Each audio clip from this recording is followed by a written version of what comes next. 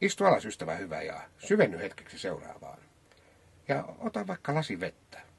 Sillä epäilenpä, että kun tämä on ohi, kuivaa suuta muillakin kuin meikäläisellä. Aloitetaan vaikka maapallosta. Tätä palloammehan kutsutaan tuttavallisesti myös siniseksi planeetaksi, ja siltähän se totta vie näin avaruudesta katsottuna näyttääkin. Se johtuu siitä, että vesi, tuo kaiken elämän perusedellytys, peittää peräti 71% planeettamme pinta-alasta. Se on paljon se, mutta vain pieni murto-osa tästä elämän eliksiiristä on juomakelpoista. Ainoastaan 0,36 promillea kaikesta maapallon vedestä on ihmisten juotavaksi kelpaavaa. Suhteellisuuden tajuttomille tiedoksi, että se vastaa osapuoleen samaa kuin korkillinen ämpärissä. No, koska planeettamme pinta velloo vettä, on koko lailla loogista, että me ihmisetkin olemme vahvasti vesipitoisia. Peräti 62% ihmisen kehossa onkin silkkaa vettä. Eipä siis ihme, että meidän pitäisi myös juoda päivittäin riittävästi vettä. Jos taas näin ei käy köpelösti. Nestehukka perii vesivajeisen nopeasti, sillä jo 20% vajaus elimistön nestevarannoista johtaa karmeaan ja kivuliaaseen kuolemaan. Pitää siis juoda, että elää. Yleisesti ottaen ollaankin sitä mieltä, että litra pari päivässä riittää pitämään ison pahan nestehukan loitolla. Tämän veden kirjaimellisesti elintärkeän ominaisuuden ymmärsivät jo ketkäpä muutkaan kuin muinaiset roomalaiset. Kalenterin ja gladiaattorien lisäksi tämä neuvokas kansa jätti perinnökseen modernin vesijohtojärjestelmän. Eikä siinä sitten mennytkään kuin 1000 vuotta, kun herraskaiset alkoivat jo pörrätä Ranskan kylpylöissä. Vesi oli nyt muotia. Ja kaikkihan sen tietää, mitä siitä seurasi. Jo melkein heti, kun Henry Ford oli saanut Amerikassa riukuhihnat rullaamaan, alkoi myös veden teollinen sarjatuotanto. Vettä tuli nyt tehtaasta. Ja jos mainoksiin oli uskomista, näillä vesillä oli mitä ihmeellisimpiä vaikutuksia. Yksi sai hiukset kasvamaan, toinen paransi mieskuntoa, ja joku teki Edwardtia heikkohermoisille. Ketään ei tuntunut haittaavan, että pulloissa oli ihan tavallista vettä. Siitähän se idea kai sitten lähti. Kun näin oli menty jokunen vuosikymmen, kokoontui jossain päin joukko viisaita ja vaikutusvaltaisia ihmisiä, joilla välähti oikein kunnolla. Jos ihmiset ovat valmiit maksamaan hävytöntä hintaa tavallisesta vedestä, kun se vain on oikein pakattua, niin tällähän voi tehdä rahaa paremmin kuin painokoneella.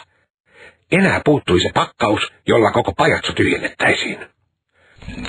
Vuonna 1968 monikansallisessa mainostoimistossa tehtiin viimein se oivallus, jonka jälkeen maailma ei ollut enää entisensä. Kun Prahassa puljattiin panssareiden kanssa ja Suomessa vallattiin vanhaa, lanseerattiin maailmalla historian ensimmäinen PVC-muovista valmistettu vesipullo. Näin jälkeenpäin katsottuna tämä ihme jätti kuukävelynkin kirkkaasti kakkoseksi. Nyt oltiin siirrytty todelliseen avaruusaikaan. Tavallista vettä pakattiin pikkurahalla valmistettaviin muovipulloihin, ja kauppa kävi kuin siimaa. Ja kuinka se kauppa kävikään? Kun tultiin 2000-luvulle, tästä kylpylöiden hienosta tuotteesta oli tullut maailman 3. suurin teollisuuden ala.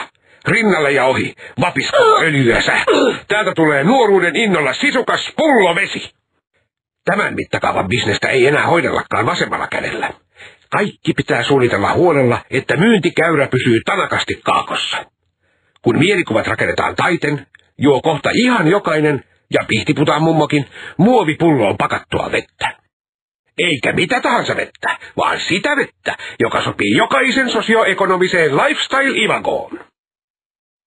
Maistuisiko vaikka buddhalaisen perinteen mukaisesti energisoitu sortimentti 1000 taalan bling-bling-vesi, vai kenties rasvaa polttava fat burner-pullovesi, aidossa muovikuoressa, totta kai. Mutta unohtuiko ihmisen paras ystävä?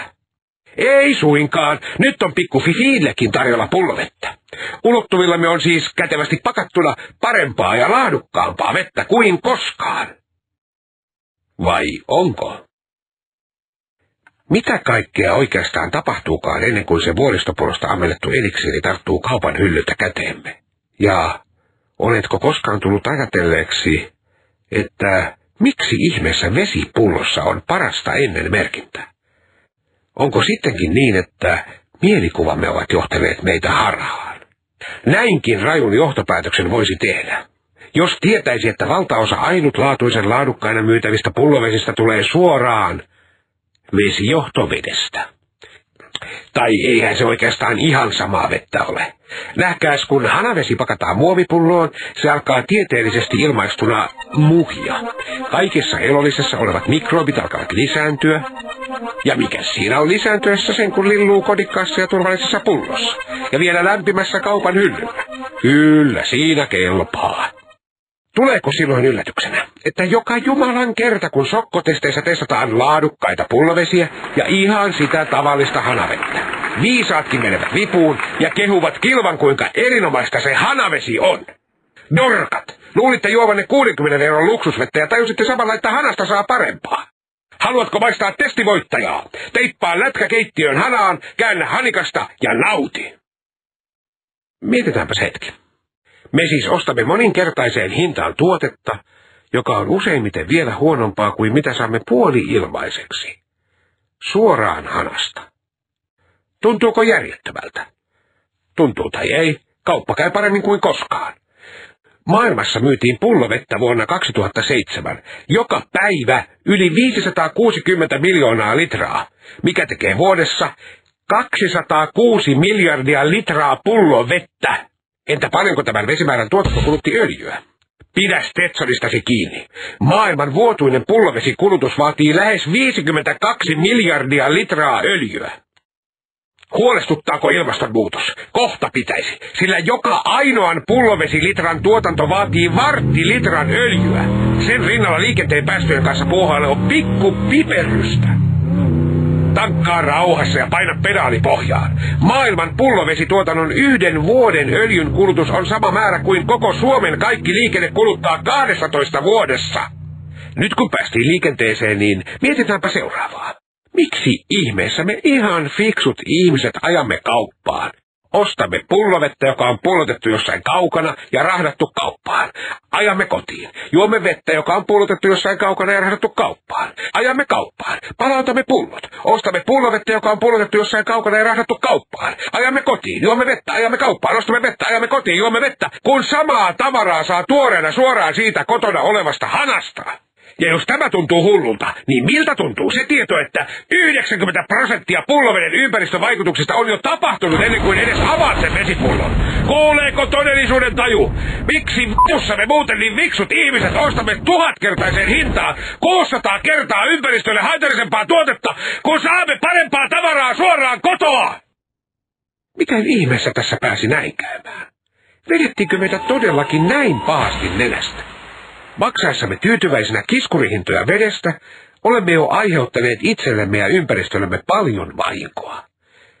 Ja siinä samalla, kuin huomaamatta, kaiken elämän tärkein perusedellytys on muuttunut rahan keinottelun kohteeksi, jota ostetaan ja myydään keinoja kaihtamalla. Mutta onneksi meillä etuoikeutetuilla on ainakin vielä valinnanvapaus. Me voimme valita, että juomme parempaa vettä, joka ei tuhoa ympäristöämme. Ja sitä me onnekkaat saamme suoraan hanasta. Olisiko siis liikaa pyydetty, että kun seuraavalla kerralla olet tarttumassa vesipulloon, miettisit edes hetken. Jätä pullovesi kauppaan, sillä se on turhaa.